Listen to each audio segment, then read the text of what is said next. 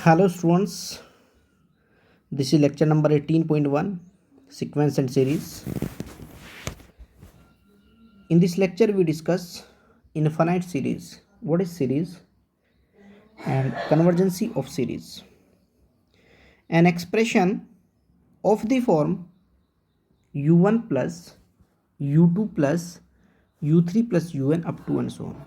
This is first term, second term, third term and n term. यहाँ पर आप देख रहे हैं सीक्वेंस में जब मैंने इस सीक्वेंस को लिखा था तो यहाँ प्लस की जगह पे मैंने कोमे लिखाए थे. यानी इसका मतलब ये हुआ कि सीक्वेंस अलग अलग टर्म्स एक जब प्रोसेस में कोई लिखी जाती है उसे सीक्वेंस कहते हैं. लेकिन उसी प्रोसेस को जब हम एक जगह पे इकट्ठा कर देते हैं, प्लस कर देते हैं उसको, तो उसे हम सीरीज़ कहते हैं. An expression of the form u1 plus u2 plus u3 plus un in which each term is obtained from its preceding term be definite law. यानी हर टर्म एक डेफिनेट लॉ के द्वारा लिखी गई हो और उसको एक जगह प्लस कर दिया गया हो.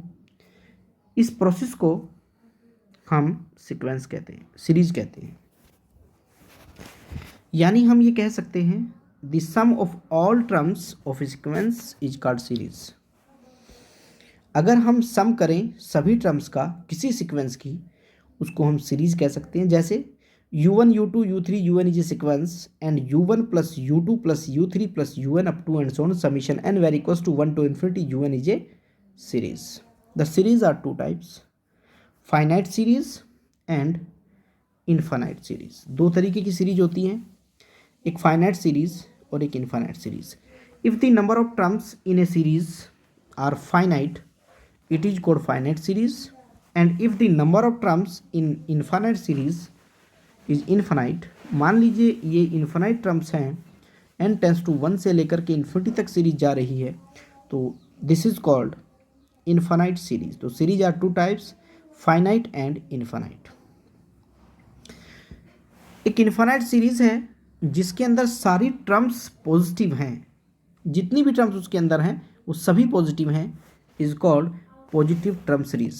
यानी यहाँ पर स्टूडेंट्स जो मैं डिस्कशन आपके साथ करूँगा वो पॉजिटिव टर्म का ही करूँगा, यानी मैं पॉजिटिव टर्म की सीरीज़ पर काम करूँगा. एक और तरीके की सीरीज होती है, the series is called alternative series if the infinite series all term taking alternatively positive negative. अगर वो अल्टरनेटिवली पॉजिटिव निगेटिव लेते हैं, साइन लेते हैं, हर टर्म अल्टरनेटिवली पॉजिटिव निगेटिव का साइन लेती है, ऐसी सीरीज को अल्टरनेटिव सीरीज कहा जाता है. जो अल्टरनेटिव सीरीज है वो इस फॉर्म में होती है u1 minus u2 plus u3 minus u4 plus up to -1 to the power n un, यानी इस फॉर्म में होती है.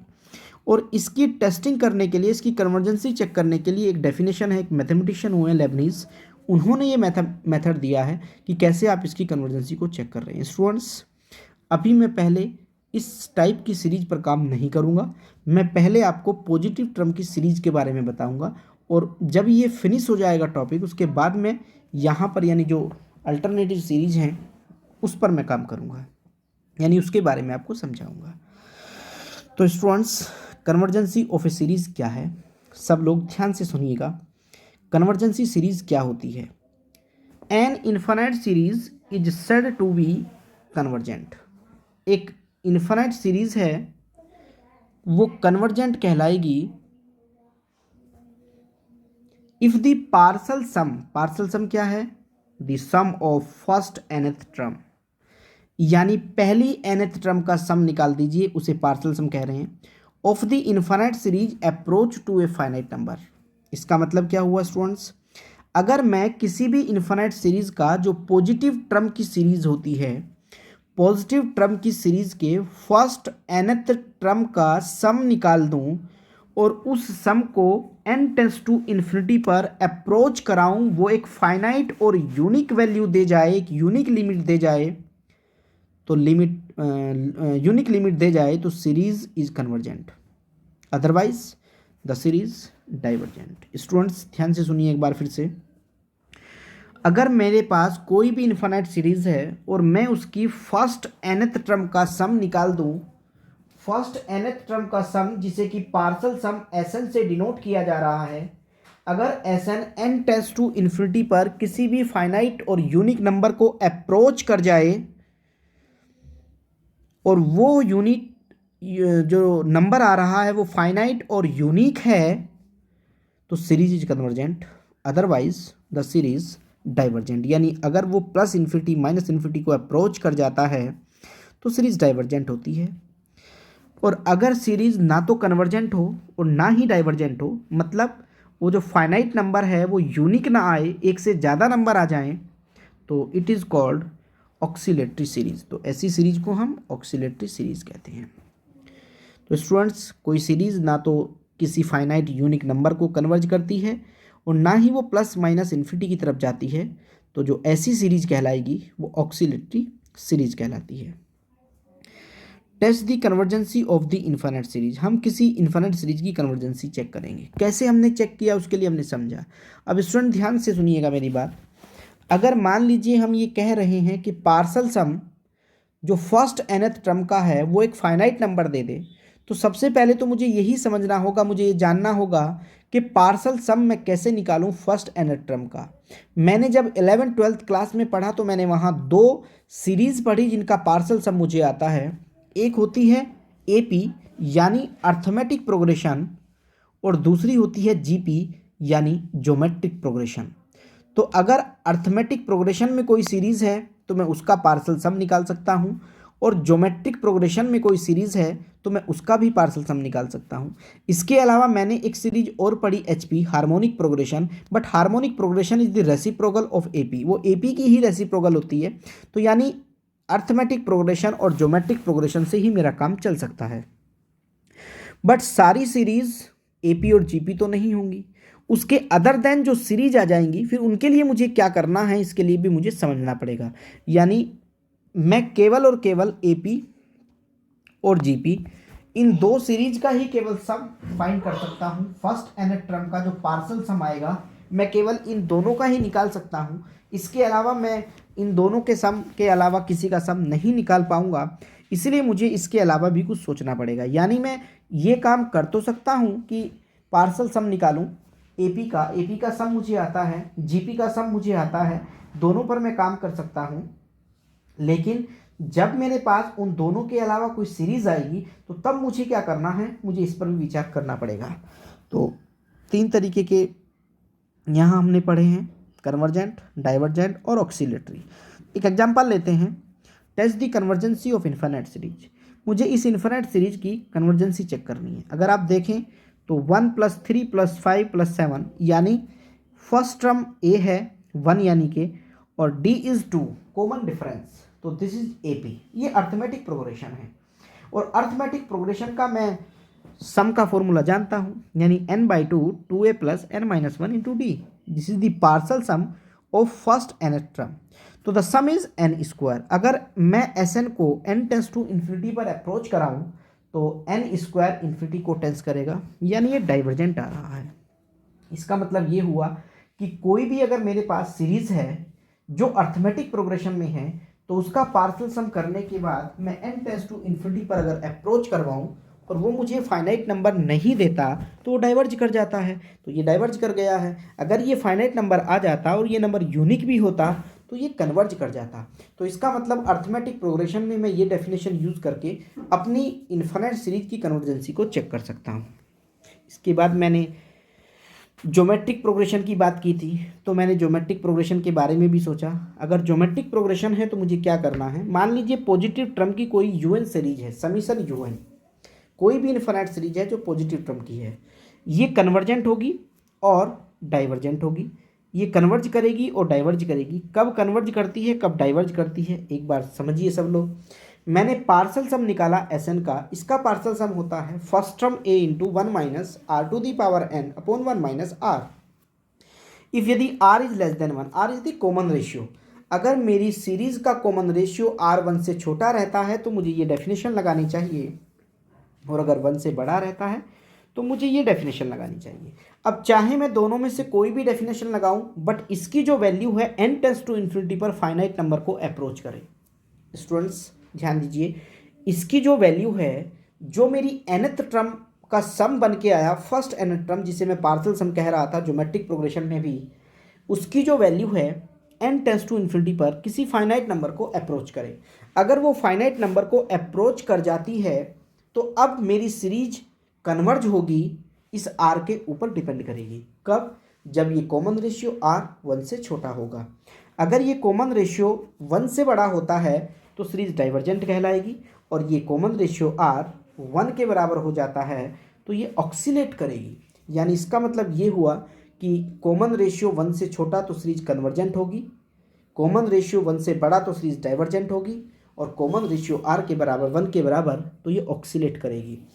यानी अगर सीरीज अर्थमेटिक प्रोग्रेशन में है तो मैं उसकी कन्वर्जेंसी को चेक कर सकता हूँ, सीरीज ज्योमेट्रिक प्रोग्रेशन में है तो भी मैं उसकी कन्वर्जेंसी को चेक कर सकता हूँ। लेकिन सभी सीरीज एपी और जीपी में नहीं होंगी, वो अलग अलग किसी भी प्रोसेस में लिखी जा सकती हैं। अब अगर वो अलग अलग प्रोसेस में लिखी जाएंगी और एपी और जीपी में होंगी नहीं तो फर्स्ट nth टर्म का पार्शियल सम मैं कहाँ से लाऊंगा, नहीं निकल पाएगा। तो चूंकि फर्स्ट nth टर्म का पार्शियल सम हर एक सीरीज का नहीं निकाला जा सकता, तो फिर ये सोचा गया कि हर सीरीज के सम निकालने से अच्छा है कि मैं सीरीज की nth टर्म पर काम करूं। अगर मैं सीरीज की nth टर्म पर काम करता हूं तो ये कहा गया है कि जो इन्फिनाइट सीरीज होती है, जैसा बिहेवियर उसकी nth टर्म का होता है, सीरीज का बिहेवियर भी उसी तरीके का हो जाता है। यानी हम अगर nth टर्म पर काम करना चाहते हैं तो फिर nth टर्म के लिए हमें कुछ और डेफिनेशंस को समझना पड़ेगा।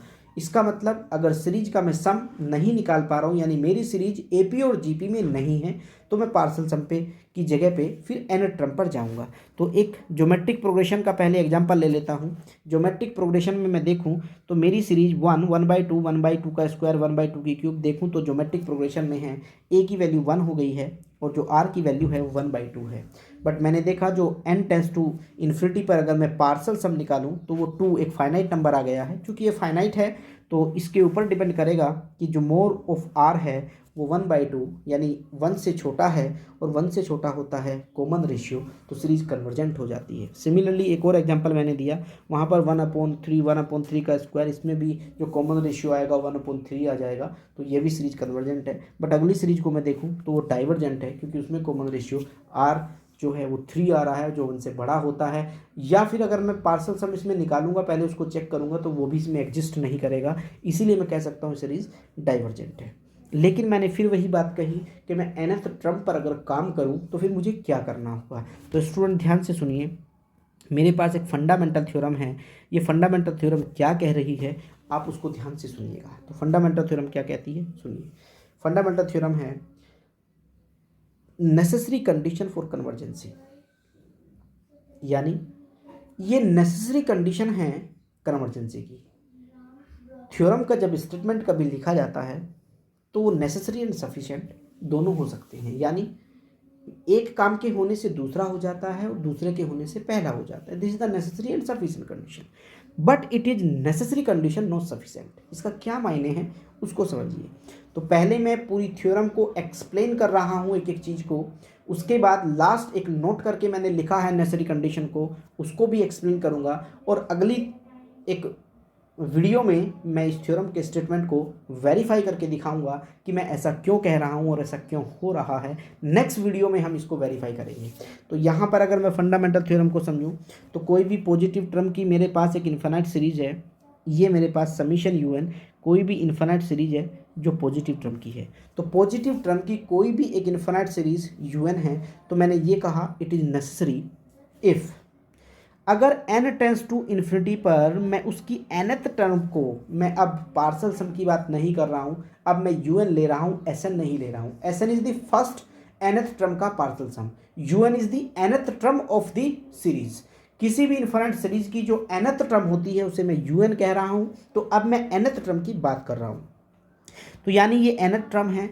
अगर n टेंस टू इन्फिनिटी पर un की value plus infinity minus infinity आ जाती है तो सीरीज डेफिनेटली डाइवर्जेंट। स्टूडेंट मेरी बात को ध्यान से सुनिएगा, अगर nth term n tends to infinity पर प्लस इन्फिनिटी माइनस इन्फिनिटी को अप्रोच कर जाती है तो इट इज़ डेफिनेटली डाइवर्जेंट। तो यानी वो जो सीरीज होती है वो डाइवर्जेंट सीरीज कहलाती है।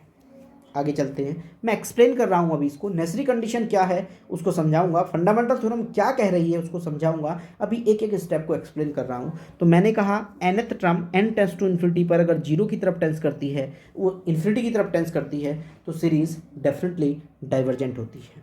और अगर n टेंस टू इन्फिनिटी पर सीरीज की nth टर्म जीरो नहीं आती तो भी सीरीज डाइवर्जेंट होती है। ध्यान से सुनिएगा स्टूडेंट मेरी बात। मैंने कहा अगर n टेंस टू इन्फिनिटी पर जो सीरीज की nth टर्म है वो जीरो नहीं आती तो सीरीज डाइवर्जेंट हो जाती है, यानी सीरीज डाइवर्जेंट कहलाएगी। If n tends to infinity पर un अगर जीरो को टेंस कर जाए, ध्यान से सुनिएगा, अब मैं मेन पॉइंट पर आ रहा हूं। अगर n टेंस टू इन्फिनिटी पर सीरीज की जो nth टर्म है वो जीरो को टेंस कर जाए, may be convergent may be divergent. वो कन्वर्जेंट भी हो सकती है, वो डाइवर्जेंट भी हो सकती है, मुझे टेस्टिंग करनी पड़ेगी। यानी डाइवर्जेंट श्योरली होने का तो मेरे पास ऑप्शन है, लेकिन कन्वर्जेंट होने का ऑप्शन नहीं है, मुझे उसकी कन्वर्जेंसी को चेक करना ही पड़ेगा। यानी अगर कोई भी सीरीज की nth टर्म जीरो नहीं देती तो डेफिनेटली डाइवर्जेंट, लेकिन अगर वो जीरो दे देती है तो वो डाइवर्जेंट भी हो सकती है, वो कन्वर्जेंट भी हो सकती है। मुझे उसको टेस्ट करना पड़ेगा, उसको चेक करना पड़ेगा।